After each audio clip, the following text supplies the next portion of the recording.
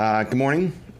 I'm Anthony Slippo. I'm one of the attending anesthesiologists here at the University of Pittsburgh Medical Center. I split my time between Presbyterian Hospital, our trauma center, and our women's hospital, McGee Women's Hospital, where we do close to 12,000 deliveries a year with a 90% epidural rate, which leads us into the topic of regional anesthesia. This will be the basic regional anesthesia, epidural, caudal, and spinal anesthetics. Today we'll cover some basic anatomy, caudal, epidural, spinal, and we'll also talk about the CSE.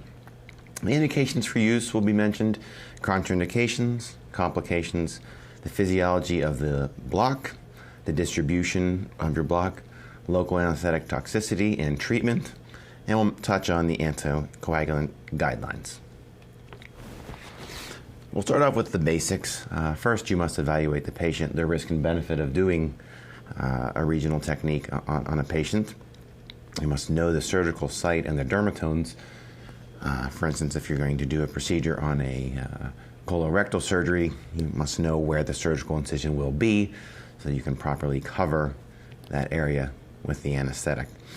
Look for contraindications for the regional technique, such as refusal, infection at site, hardware, such as prior lumbar spine surgery with instrumentation. An uncooperative patient, of course, would make it quite difficult, and a coagulopathy, which we will touch on a little bit later. Standard ASA monitoring is used for all patients, and a fetal heart rate monitor for our pregnant population anytime after 24 weeks is indicated. Pre-medication and sedation, that is a personal preference, which you must then make the decision of being able to ascertain if you elicit a paresthesia during the procedure. Most do not use it depending on the case, but it can be used if you have a very anxious patient. That is a site-by-site or patient-by-patient decision. So our indications for use are multiple.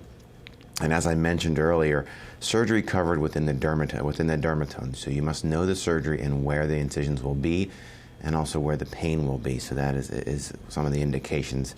There are too many specific indications to go over, but some of the more popular ones are, of course, the C-section, orthopedic procedures, thoracic procedures, hernias, urological procedures, and also colorectal.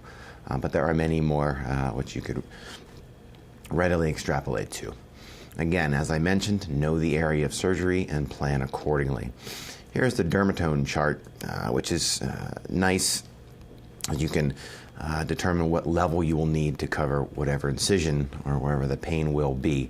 And this is a standard dermatome chart available really everywhere, but you can take a look at that. And T10 is the umbilicus. That's always nice to keep in the back of your head. And I use that as sort of my starting point, and you can extrapolate and go up and down from there. So let's start with the caudal. Caudal is similar to an epidural. It is accessed via the sacral hiatus, which is an opening between S4 and S5, if you remember back to anatomy. But the caudal is usually a one-shot procedure where you just inject your local anesthetic, and there's usually not a catheter placed, although you can do that. It is described and used to raise the level of your block. So you find the sacrococcygeal ligament, which is an important part of the caudal technique. L5 sacrum and coccyx all come into play as you go through the anatomy. This is often used in the pediatric setting, primarily as an anesthetic sometimes, and or postoperative analgesia. It can be combined with a general anesthesia, and the caudal technique helps during surgery and, of course, afterwards for the pediatric population. Let's take a look at this image, and as I mentioned to you, here is the coccyx and sacral hiatus, the space right there. The sacral cornu is described there, and you see the sacrum. You can palpate the posterior iliac spine and then feel down to the sacral hiatus. Here's another image, and sacral hiatus right here, as mentioned. And the 45-degree angle once you place your needle is described in many textbooks, and you feel that pop, and that's when you inject your medication. So the indications for caudal, often surgery below the umbilicus given the low level of where the needle is placed. It can cover perineal, lower extremity, and hernias as mentioned. Sometimes it can be used for the second stage of labor or a forceps delivery. It is a little challenging in the adult population, given second stage of labor can be a little rocky. So that has been described and used. And again, as mentioned earlier, post-op pain control and or primary anesthetic. Caudal complications, these are all similar among the techniques we'll describe. The subarachnoid injection, should you happen to have the needle advance a little further, you will enter the CSF, and you can have a spinal anesthetic whenever you inject your medications, which would be quite profound. Of course, infection, backache, nausea and vomiting, because you have access to the chemo receptor trigger zone, and urinary retention. Those are the very common complications. As mentioned when we first started the caudal discussion, used in pediatric populations, so the urinary retention sometimes can be tough to tease out, but that is something that is common with this particular procedure. Let's move on to spinal anatomy. This is an important slide, and it's sort of how we are able to do these procedures. As you recall, the dural sac ends at L1, or extends from L1 to S2, as mentioned right here. And the spinal cord, L1 at S2 with the conus medullaris. Now switch this over to the newborns, and this is again a common, often testable anatomy point where the dural sac S3 and the spinal cord L3. Now, why is this important? Let's take a look at this image, and the website is above there, which is kind of a nice little website, but this is a very clean image. So you see the conus medullaris right here, that lighter yellow portion. And here's L1. Sometimes L2 is described in the literature, but L1. So you see this is now dural sac to S1. Now let's go over to the infant. You see the yellow? And then L3. That's the conus medullaris as it comes down, the tip. And here's our dural sac. Now why is this important? If you were to place a spinal needle in a child at L2, you will not be in the dural sac, risk of spinal cord injury. So this is why this is important. This is why this anatomy allows us to do what we do. So in the adult, L1 through S1 roughly is where we will place a spinal needle if we were to access the intrathecal space, and in the child, L3 through S3. So if you happen to be doing this in a child, a spinal technique, you would prefer to go a little bit lower to increase your safety. So let's again review that. L1 through S2, dural sac. Spinal cord L1, L2. So dural sac L1, S2 adult. Newborns dural sac S3. So the anatomy take home. L1 adult spinal cord ends. That's where it's safe to place a spinal needle. The infant is L3. Around 1 year or so, the infant anatomy begins to become closer to an adult. And again, if you use a spinal technique in an infant, consider a low approach to avoid the canal. So here's a little break to catch your breath. L3 with the infant. You often ask the kid how old they are, and they'll say, I'm this many. So if you can remember L3 for the infant, that can sort of help keep that clear, because that is a common testable question and a very important point. So let's talk about the epidural, something we use quite commonly. It is the largest space, the largest space that we often go after is L5S1. That gives us the biggest chance for success. But again, as mentioned before, you can go up to the lumbar area. And of course, we talk about thoracic epidurals as well. This is a little bit different than a spinal technique, so you can go into the thoracic levels and cervical levels for different things. But we're strictly going to be focusing on a lumbar epidural, and you can then extrapolate to a thoracic epidural or a cervical epidural as we describe it. And you'll hear the term potential space described for the epidural, and this is kind of an interesting concept. It is just as it sounds. It's a potential space, a space we sort of create as we go in with the needle and fill it with local anesthetic. So once we find that space, we place a catheter, and that catheter is then used for repeat dosing. And so here's an important point right here. A catheter placed for repeat dosing. A spinal technique, as we described earlier, just like the caudal technique, is often one shot. You go in, you place some medication, and that's it, and that's all you have. Where the epidural allows us to continue to add medication for repeat dosing. But as we place the epidural, which we'll go through next, there is a test dose used once we find the right spot. It's used to rule out intrathecal injection, which would mean an inadvertent spinal technique, or inadvertent spinal anesthesia, and also intravascular injection, which we will talk about. So here's the anatomy of the epidural, and this is also a common test question. They'll often ask you to describe the layers that you go through with your needle as you do your epidural, and you just start from the skin and go inwards, with beginning with sub-Q fat, sub-Q tissue. You then enter the supraspinous ligament, and it's supra with the A. So that's, people sometimes confuse that. Supra. It used to be a car, Toyota Supra. So if you think of that one, Toyota Supra. So Toyota Supra with an A. It's always confused. I'm saying that because I often have said that in the past, and that's my memory tool. So supraspinous ligament, and you go into the interspinous ligament right here, and then you see our needle right here. Continue to follow it, and you enter the ligamentum flavum, which is relatively anchors your needle, and you can often feel that. It often sometimes has a little bit of a crunch to it, or a different consistency. As you do more and more of these, it would be readily distinguishable.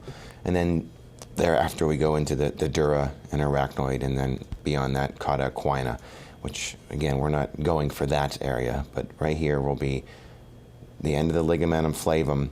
You then pop into the epidural space. So here is that little potential space we talk about. So it is there, and when you put your medicine in here, it distends this space and distributes to the nerves. Beyond this is where you would do a spinal. Here's another slide. This is actually from our website, and sort of gives a cross-sectional view. So you can just take a look. Spinal cord, here it is ending, like we talked about on that one slide. You can see that. And of course this is anterior, this is posterior. And here's our supraspinous ligament, as I mentioned, the interspinous ligament. Again, supra with the A, enter with the E. So supra, and then you got the ligamentum flavum, which is the thicker, crunchier ligament I mentioned. And then you have one other ligament can be talked about as a posterior longitudinal ligament, which we will not get into. That is beyond where we want to be, but that's on the other side. And then back to the initial part when we talked about, when we first opened the lecture, the sacrohiatus and the sacrococcygeal ligament. These are used for the caudal technique. So if we did a caudal to raise the amount of local anesthetic up to the higher levels, it would take more more medication to raise that level to get a proper dermatome level. And if we did a spinal, it goes up and down. An epidural, we place it, and you can use it to titrate up to the appropriate dermatome.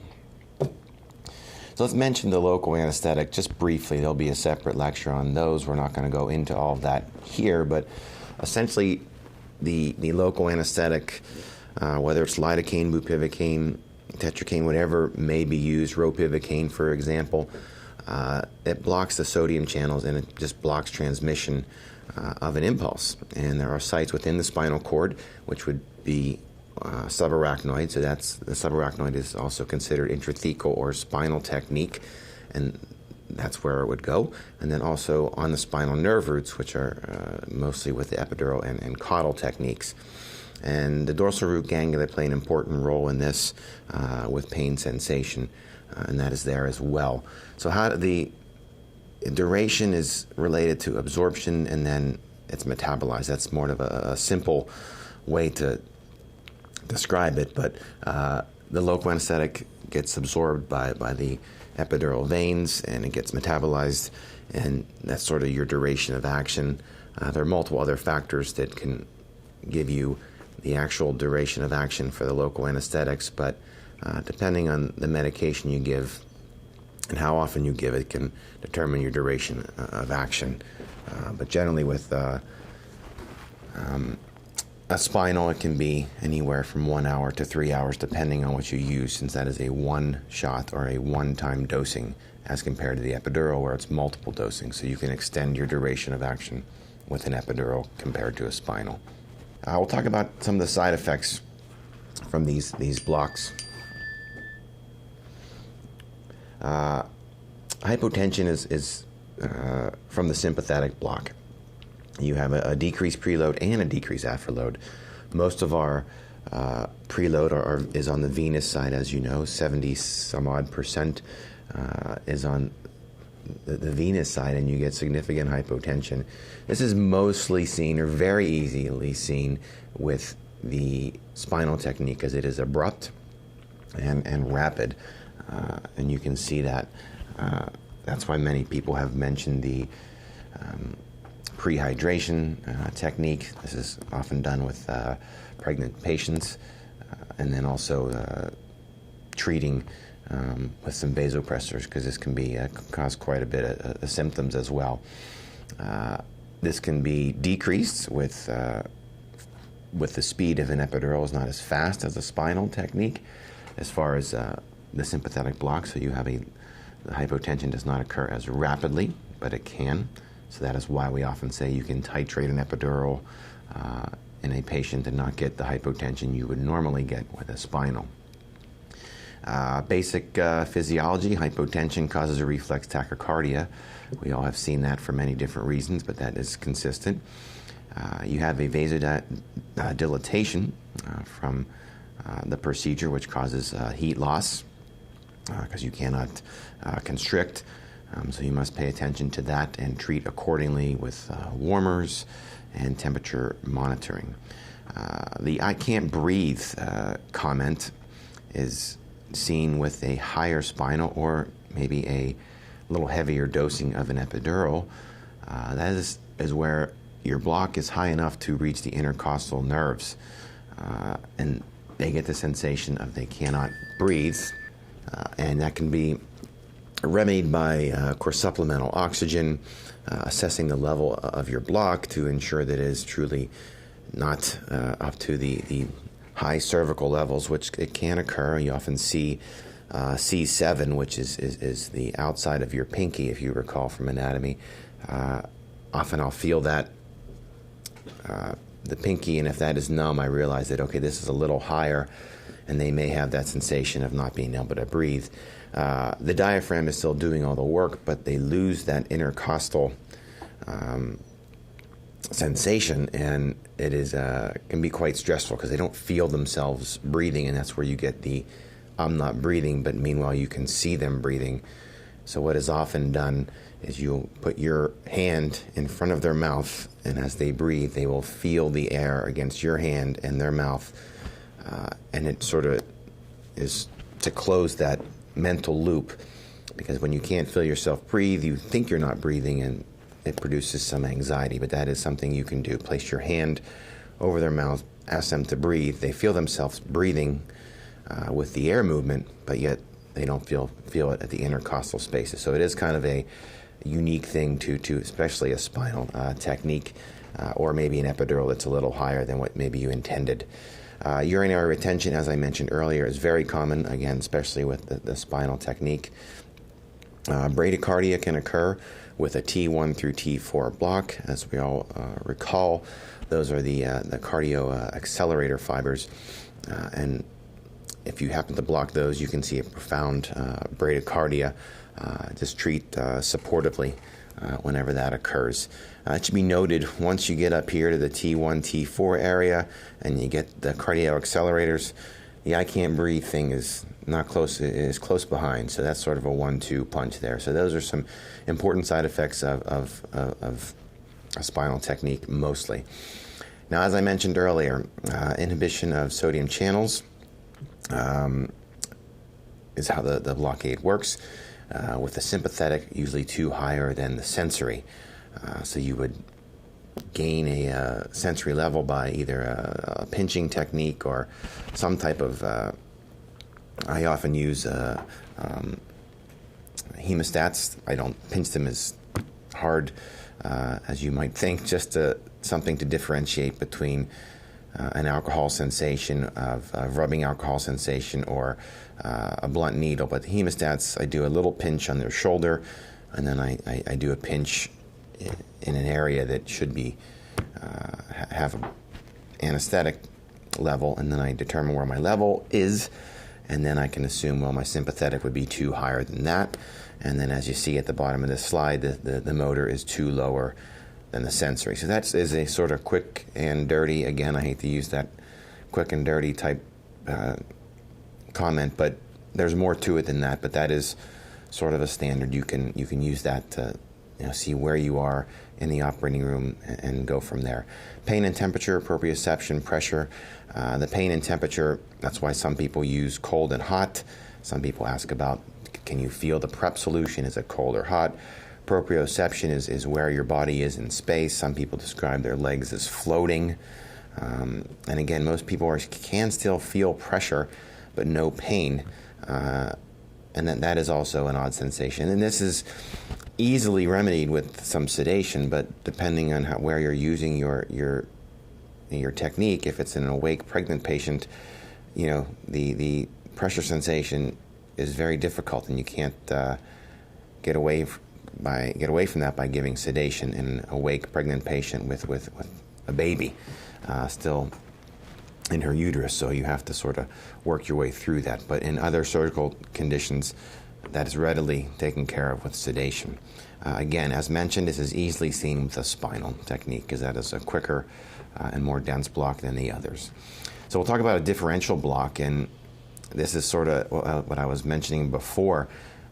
The temperature sensation level correlates with the sympathetic level, and the motor is 2 lower and the sensory is 2 higher. And I find it hard to get a good temperature level, but what I described before by using a pair of hemostats helps me get a sensory level, and then I can sort of figure out where I am. So, but you will see people use, and you will see it described, of getting a temperature sensation, cold versus hot.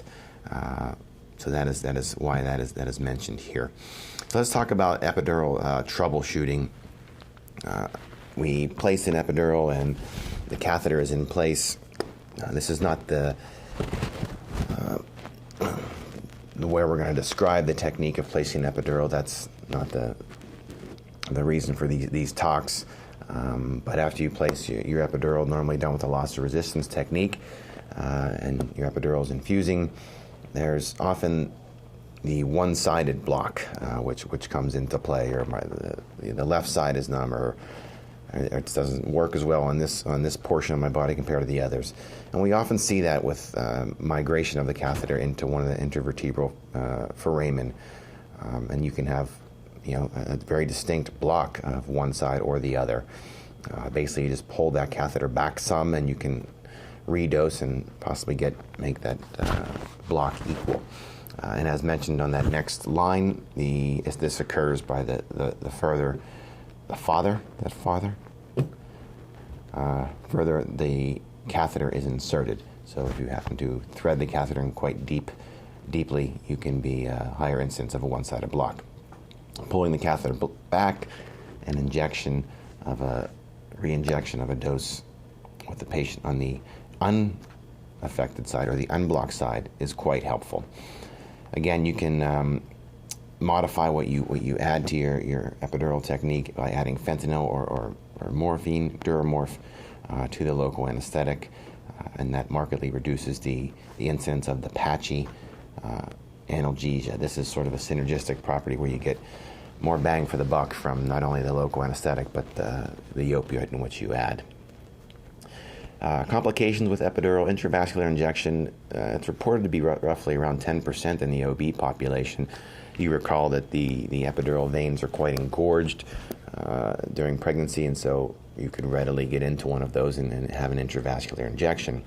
As I mentioned at the beginning of the talk, the test dose, so we'll come back to that in just a minute.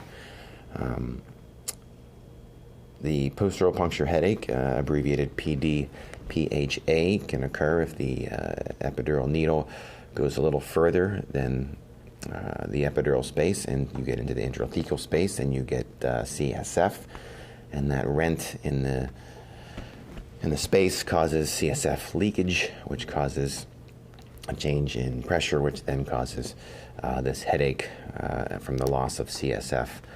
We'll talk about that in just a minute as well. Total spinal or high spinal, that is if you place an epidural and you inject epidural medicine into what you think is an epidural and it happens to be in the spinal space, you can cause a total spinal or a high spinal, which leads to basically a near cardiac arrest situation where you proceed with ACLS and possible intubation. It's a very serious complication. That is why you will do test dosing. That's why you always aspirate on the catheter as you do it, to ensure that you're not in the intrathecal space. Seizures, less than 1%, and the subdural injection, which I'll talk about in just a second. Let's focus on the post-dural puncture headache.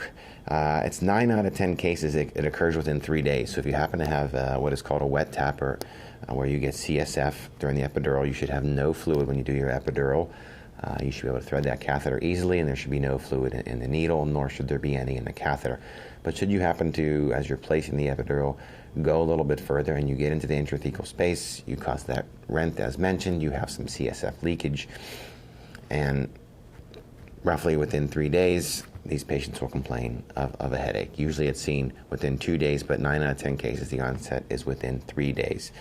And as you see, the next bullet point, 66% is within those first 2 days. It will resolve in 7 days in 3/4 of the patients if we really don't do anything. But 7 days with an untreatable headache is not. These patients can't take care of their newborns, or they can't do the normal things they would be doing. It is a debilitating type headache, so it is worth reviewing and worth going over and really trying to hammer home the severity of these in our patients, on how we can really do some harm to them once they leave the hospital with one of these procedures, should this occur. Treat with an epidural blood patch after conservative measures fail. NSAIDs, hydration, caffeine, abdominal binder act to try to increase the pressure. NSAIDs just try to cover up some of the pain. Hydration and caffeine can be linked to the hypovolemia, can be linked to this headache as well. But when these conservative measures fail, an epidural blood patch, again, is the answer. So for an epidural blood patch, patient comes in, you place an epidural. You make sure that this headache that's truly, that they describe as truly a post-dural puncture headache. And once you determine that, then you would proceed with this epidural blood patch. You inject the blood into the epidural space after you place your epidural. At the same time, one of your colleagues will be drawing blood in a sterile technique, roughly 10 to 20 mLs, and then hand the blood to you as you have the epidural in the right spot. And you inject the blood through the needle, and the blood sort of acts to patch the dura in which there is the rent, the hole.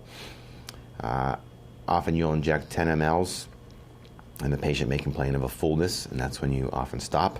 But you can inject up to 20 mLs as well. So usually 2 10 cc syringes handed to you from your colleague who drew it thoroughly. You inject the blood into the epidural needle.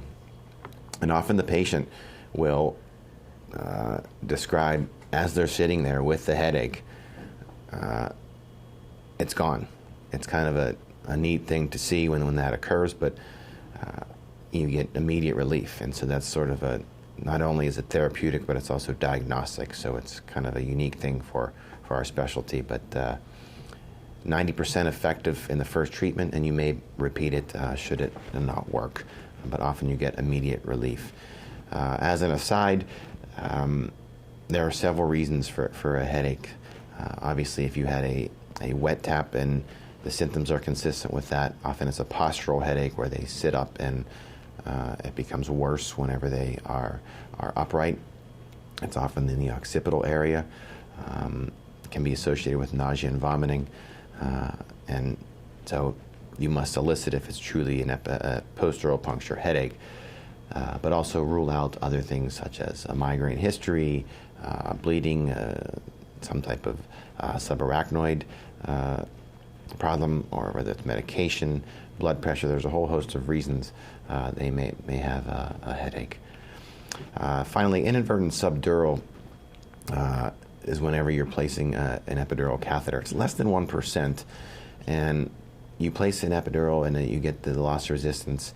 And what's unique or what's different about this is the subdural extends all the way into the cranial vault, and it's a smaller space. And the signs of this is the block is higher than expected whenever you give your medications. And it's typical to have a 15-30 minute delay until your block sets, and you see this and you're like, well, I should not have a block at this level. It doesn't make a whole lot of sense. I only gave this amount of medicine, and you have that sort of delay. And it's often associated with a weaker motor block, but yet a stronger sympathetic block. So kind of a quite different than your epidural. Whenever you have a higher block than expected, a little longer for it to set up as far as your level, and then a weaker motor block and a sympathetic block that is profound. Consider a subdural placement, which is inadvertent. That's not what you were going for as compared to an epidural. Treatment of this is removal and replacement. So finally, we'll talk about the nerves and how all these things are working. The smaller nerves are more sensitive. It's related to surface area and volume and how much local anesthetic gets to those nerves. The L5 posterior nerve roots are the biggest, and they're difficult to block, especially with the epidural anesthesia. It's mentioned that the preganglionic sympathetic B fibers are most sensitive to the local anesthetic, and they're first to be blocked. When you do a spinal technique, you'll see that hypotension, which I mentioned early. It occurs quite rapidly, and it can be profound. The A beta fibers are myelinated, touch, and these are last to be affected. And then the C fibers are unmyelinated, temperature, and they are blocked easily. That's why we mention the temperature to differentiate temperature, because they are readily blocked. A delta are myelinated, and that's the pinprick, and they're more difficult to block. That is similar to the pressure sensation. And same with the A alpha. Those are large motor myelinated fibers, more resistant than the sensory. But as you can see, the sensory and the sympathetics are readily blocked.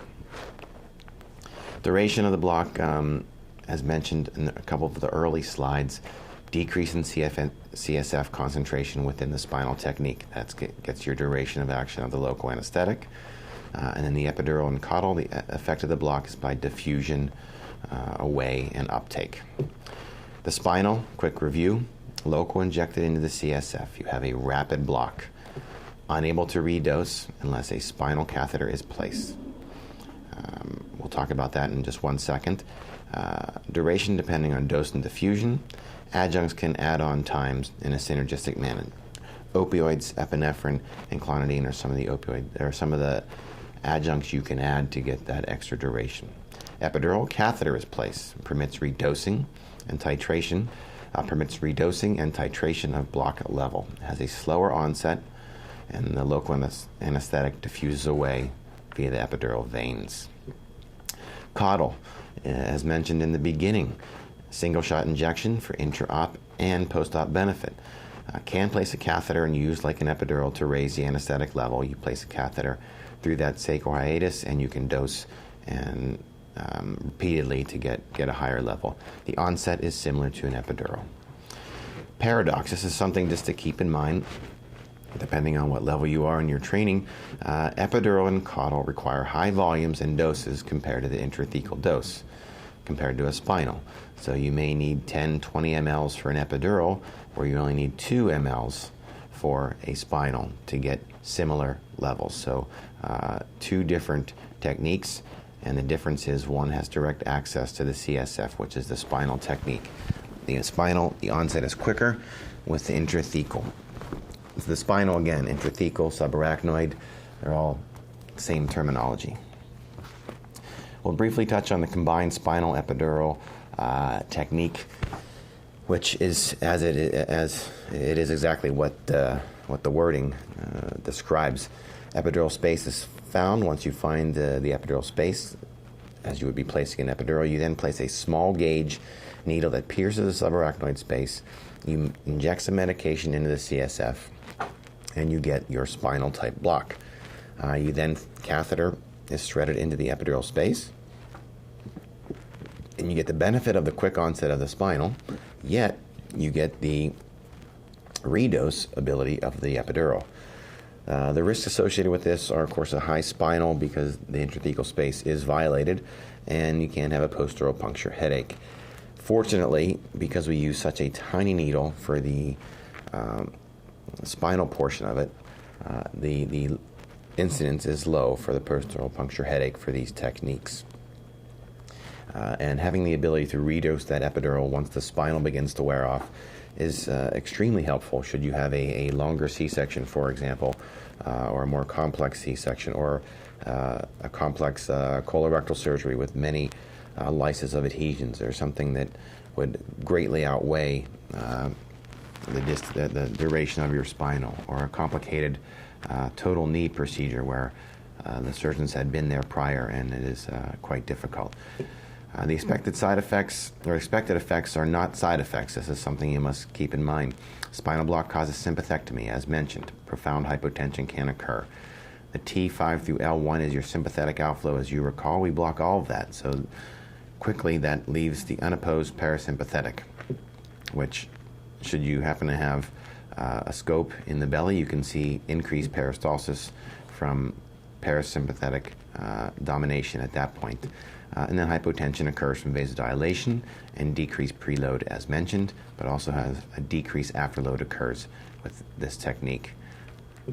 Hematoma risk is the one thing we'll just close on. It's roughly 0.5 per 10,000 epidurals. This was from a pretty extensive UK review. The hematoma nerve compression, hematoma causes nerve compression and potentially damage.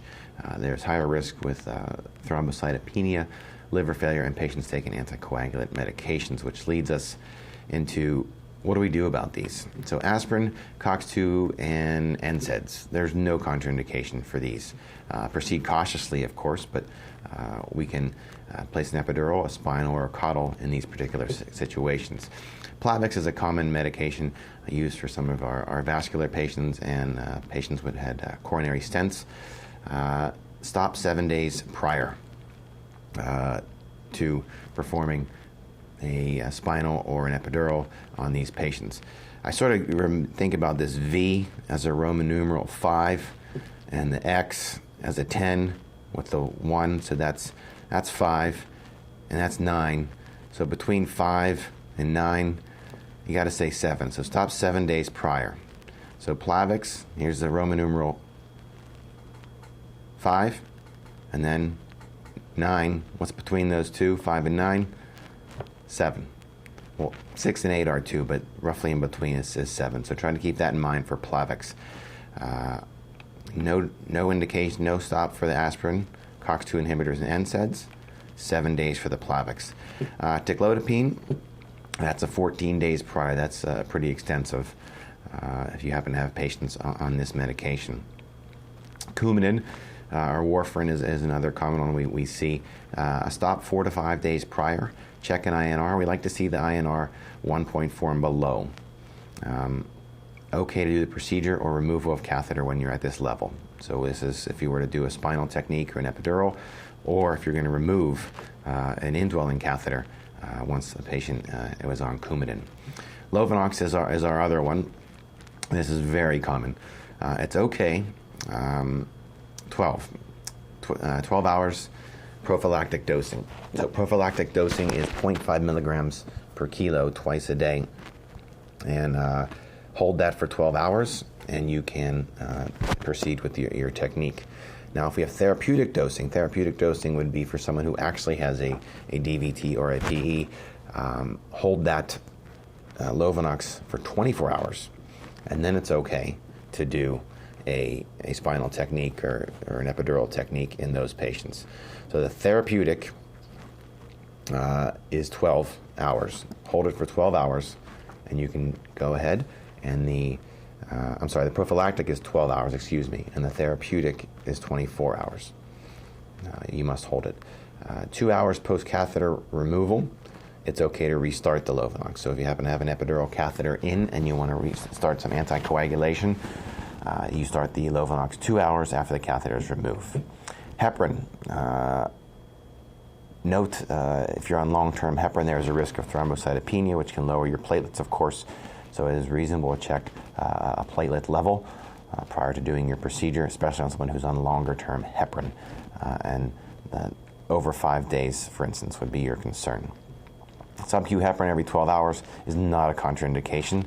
Performing the procedure before dosing is advised. You don't want to do the procedure right after they give the heparin, but there is no true contraindication on sub-Q heparin. IV heparin, okay, do the procedure 2 to 4 hours after the last dose. So you stop the IV heparin at 10 o'clock, and come 1 o'clock, 2 o'clock in the afternoon, okay to perform an epidural or a spinal. Resume the heparin 1 hour post-procedure or catheter removal. Now here's that final thing we'll end on is the test dose. Epinephrine, 15 mics is in the initial dose, and we're using that to assess vascular injection. As you place the epidural and you inject that test dose medication, the epinephrine will raise the heart rate, and you see an increase in heart rate. This is sort of not reliable in patients taking beta blockers. It's also not reliable in patients actually having pain or in patients that have current tachycardia. And if you're doing this in the pregnant population, often they're in labor and they're in pain. They may be tachycardic as it is, but it is part of the test dose, and you can use it to assess for intravascular injection. In addition, the intravascular injection can cause similar, the spinal will cause the same scenario if you happen to be intravascular during that, or the caudal. If you were to be intravascular in a caudal technique, you would have that type of response as well. And then finally, we use lidocaine in that test dose to detect inadvertent subarachnoid injection or inadvertent spinal technique. There's a small dose in that test dose, and you would have a significant block that you wouldn't normally see if you were doing an epidural. So the lidocaine in the test dose is used to determine if you are in intrathecal space or if you inadvertently did a spinal or violated that space. Because the dose you then give thereafter in the epidural would be larger, and you can cause the high spinal or total spinal as mentioned earlier. So the test dose of local anesthetic is used to detect an inadvertent subarachnoid or intrathecal catheter. Local anesthetic toxicity should be mentioned because of the medications we give. It can be seen with an epidural, not usually with a spinal or a caudal, unless you have a dosing error. You're giving too much for an infant, for example, and your dosing is incorrect, or you're not keeping track of what you're giving for an adult. And that can be really the only times you would see that, but the spinal is not usually the case, mostly with an epidural. And we mostly see this with interscalene and supraclavicular blocks and things that have quite higher blood flow, and you're giving a bolus type medication of higher concentration. But it's worth mentioning because you can get into that.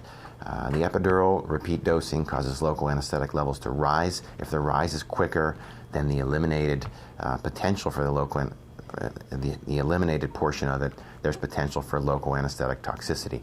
You sort of have a hole in the bucket and you're continuing to add water to the bucket, and it's just draining and draining and draining. But you can get to the point where you're adding more water and the draining is not keeping up with what you're pouring in. You get that overflow, and that is sort of what would happen in this type of local anesthetic toxicity, where you're redosing, and what you're losing or what's metabolizing is not quick enough, and you can run into a toxicity that you may see. Again, this can be seen with direct vascular injection, that it can be done with interscaling or supraclavicular blocks if you happen to be right into a vessel, or if you happen to place the epidural catheter into a vessel and you did not notice it with a test dose and you inject large amounts of local anesthetic directly into a vein, you can get that. The signs and symptoms are the metal taste on the mouth, like you're sucking on a nickel or a penny. You have that metal sensation. Circumoral pallor is described. Tinnitus, ringing in the ears. Seizures, arrhythmias, and death. That's sort of how it sort of flows. Treatment. This is directly from Azure website. ACLS, lipid emulsion therapy. Bupivacaine is extremely cardiotoxic, as we all know. Again, as I mentioned, often seen with bolus techniques like interscaling or supraclavicular when local anesthetic boluses are given. Not as much with our epidurals, but it can be, as mentioned, and it's basically from a rise in local anesthetic concentration in the bloodstream. This is directly from the Azure guidelines, and I direct you, I encourage you to assess that site. And the lipid emulsion, it's a 20% therapy, and basically the lipid acts to sort of soak up the local anesthetic to sort of help get rid of it, essentially, so you can lower your level quickly. But there's the thing, the take home right there is the 1.5 ml per kilo bolus given, and you start an infusion after that, and you might need repeat boluses, and then double the infusion rate. This is a truly cardiac arrest situation should you happen to get into this clinical scenario with this amount of local anesthetic. And again, directly from the Azure guidelines. One point I will give to you here, it's slightly different than our normal ACLS. We'll avoid vasopressin and calcium channel blockers, beta blockers, or local anesthetics. Decrease your epinephrine doses. Consider possible cardiac bypass and alert facility and team for that. Because bupivacaine is so cardiotoxic and difficult to get rid of unless you have this interlipid or use it rapidly and quickly, it would require prolonged effort of ACLS. But again, go to the guidelines or go to the Azure website. It is very, very good for this particular complication. Thank you very much for your time, and best of luck.